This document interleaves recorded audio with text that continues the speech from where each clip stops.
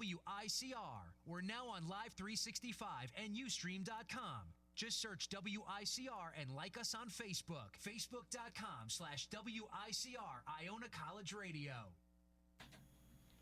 Hello, ladies and gentlemen. Welcome back. Sorry, not welcome back. Welcome to Bill and Bob. And Well, hey everyone, it's nice to be with you again. Another show, Bill and Bob. And it seems like today we're gonna be talking a lot of basketball. yeah, basketball. Even though winter is still here for a while, but even though we're getting close to March 21st, it is March Madness, and still we'll have the winter sport, basketball. All right. So we're gonna talk about an issue that's been going on for quite a while, actually. And well, let's just start off by saying that the University of Kentucky men's basketball team is on an absolute roll. People are saying this is one of the better college teams we've seen in a really, really long time. And the issue always pops up whenever this team is concerned, and that is the strategies of John Calipari. Now, one thing he's known for is having this whole one and done system where he recruits freshmen, and once they have a really good season, they declare for the draft. Anthony Davis took part in that, I think. So the question here is whether is that there's a whole bunch of questions here. Is it smart for him to do that?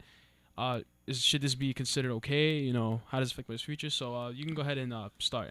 Well, Rob, actually last semester in English class, English 120, the final paper was a research paper, and actually I spoke about this one and done conflict and how it affects amateur basketball, such as college basketball, and the professional ranks, including the NBA.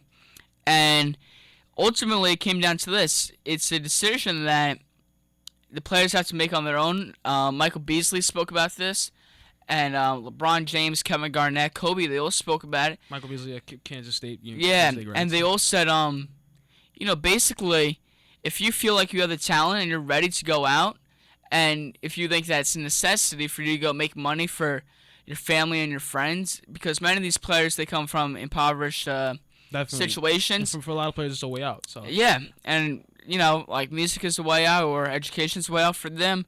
This is their ticket out of the ghetto or the hood, so to speak. But education takes a lot longer. Yeah, obviously, So this is a quick ticket, but I think that we live in a capitalistic environment, and I'm gonna take a libertarian perspective on it. I think that if you want to go make the money fast, then you should be able to go pursue the opportunities if you think that you should.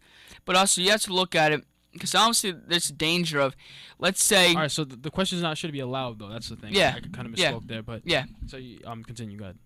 Well, obviously you have the danger of, if you come out too early, only a year of college, and really, once college basketball ends up in March or April, you really aren't going to class anywhere after that. And you aren't really focusing on class, really, if you're a big-time college basketball player.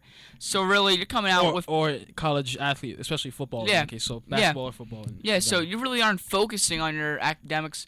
And what if you fail in the NBA and pro ranks? And also, another thing, when you said failing, a lot of these students, it's hard for them to balance, going to practices and playing and doing academics.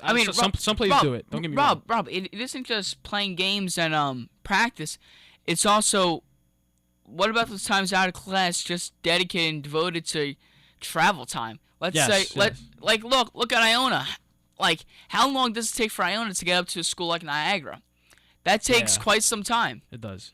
And that's just for one game. And also they had trips to South Carolina when they played Wofford. South Carolina, and last season they went out to Kansas. So right then and there, travel days. The game's only 2 hours. The rest of it's based upon getting out there and coming back. And another issue that was spoken about is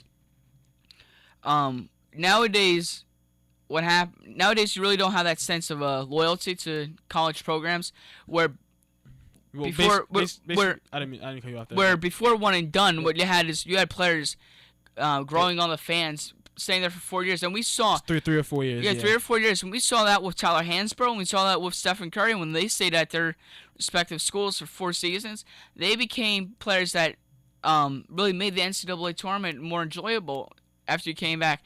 And also, it really hurts the system because every single year, instead of building your roster and planning for the next year, knowing what roster spots are empty. It hurts the coaching staff. You know, you got to refurbish and replenish every single season. You know, it's not easy for, you know, these head coaches to go out there and recruit.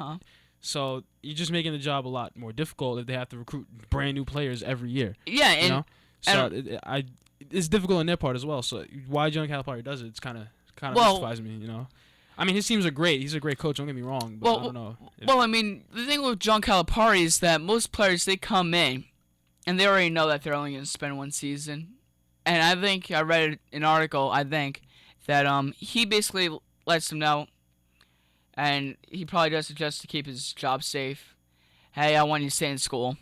He really doesn't care if you stay in school, most likely. He just wants you to go ball out, so to speak. And you know, they all know that they're the number 1, number 2, number 3 player in the country. And hey, there's $20 million waiting them next June. But here's where the issue like really comes into question. So let's say they spend 1 year in college. They're probably not focused on their grades because they know they're going to spend 1 year at the university. They're going to play. Sure, they might be one of the best players in the country or whatever. Then they get drafted. Or they might not get drafted. But the reason why they left is because they assume they're going to get drafted. So they might get drafted and they might play about 2 or 3 years in the NBA before they don't pan out. You know, so then what? They don't win in college for 1 year. They don't have any, you know, skills outside of basketball. So then what are they going to do? Well, you know, they'd probably have to go back to college and get some kind of education or something in that degree, because if they're just going to the NBA and they don't work out, then, you know, they're basically, I don't mean to, then they're basically, you know, rocking a hard place. You don't know what to do, you know? So. Well, and not just for Kentucky players, but just players who do this in general. Yeah. So, can't really. Well, you know, Mark Cuban proposed a good idea to this. He proposed that what the NBA do is the NBA allows for students to go to college. Like let's say you're an affiliate for the New York Knicks. You know, come to Iona College, go to NYU, go to Columbia, go to Manhattan or whatever, and really work in their developmental program in Westchester or wherever. Get rid of the D League. Now the top talents coming out of high school, go to school on the side, get courses that will actually matter to them, like business or mass comm if that's what they want to go into. Yeah. Learn the trades and really learn how to play basketball, because what you see now is you see a lot of people coming out a year early, and what that does is they don't have the skill set really required for the NBA, and Tracy McGrady spoke about this, and it makes the game less enjoyable. You don't really have the level of competition isn't as high as it really should be. And also the first 3 years or whatever that they could have spent in college, now they're spending in the NBA, and they're using that as a developmental time. When you want to go to the big lights at Madison Square Garden, you should be ready. You should be ready. Exactly. And another thing that I was going to mention was, you know, these guys are, you know, they're 19, 20 years old. They might not be 100% sure how to manage money, because, you know, NBA players obviously professional athletes and make a lot of money, so they might be a little too young to even know how to manage their money, much less, you know, have it. So that's an issue on its own.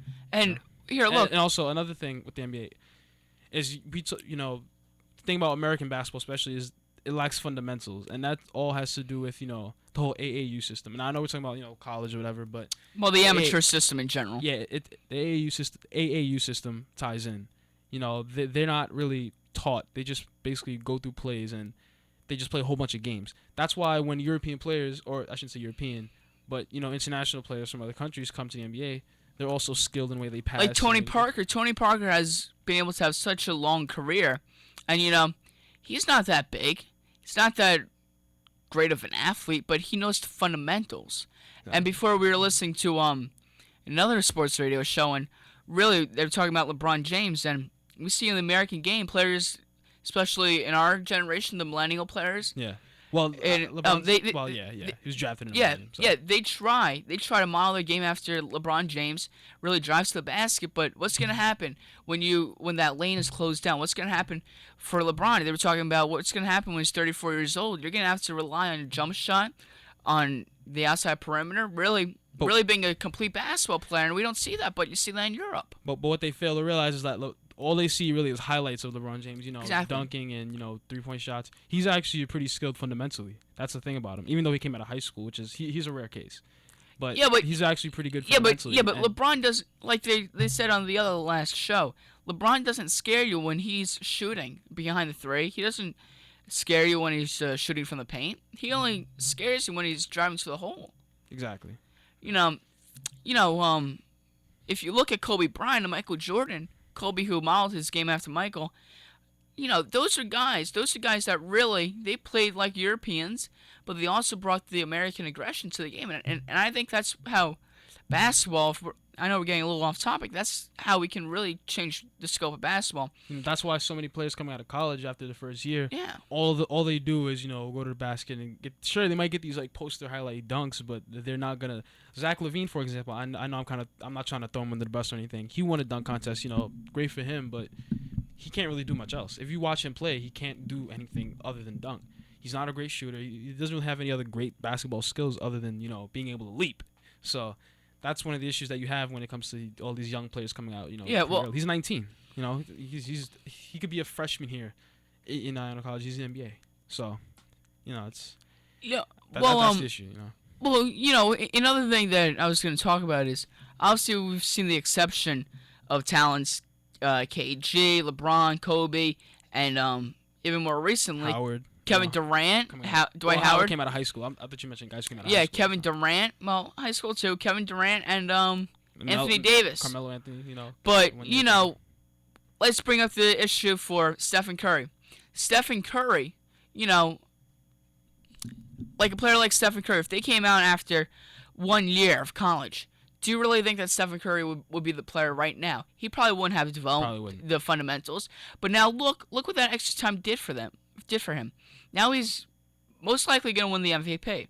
Right. And also, when you're talking about the economic aspect, there's an issue because already about half your money goes to taxes, then 10% of your contracts go to your agent. Then what else? So what are you left with? 40%, and then what you do from there is all these young athletes, because they don't know how to manage their money, they outsource their money and their bank accounts to managing firms.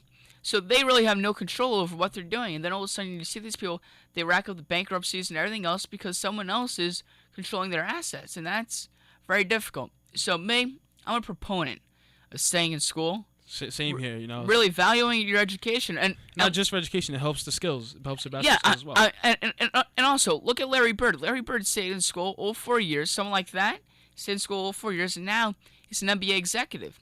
And not only that, if players stay in school, they can create dynasties. You don't see dynasties in college basketball anymore. No, I read a great ESPN article that brought that up. Every single year, it's very changeable. Wichita State could come in. This year, Iona could come and be a Cinderella team. I mean, Iona has Duke, a lot of UNC, they're in and out. Kentucky could be in and out. It depends every single year. And, there really isn't that team loyalty. And college basketball doesn't have the same rivalries. And it also hurts the coaches and the programs and the players. And, there's more to discuss, but I think that we have a commercial break to go to. We have a break, and coming back, we will talk about Derrick Rose and his NBA future.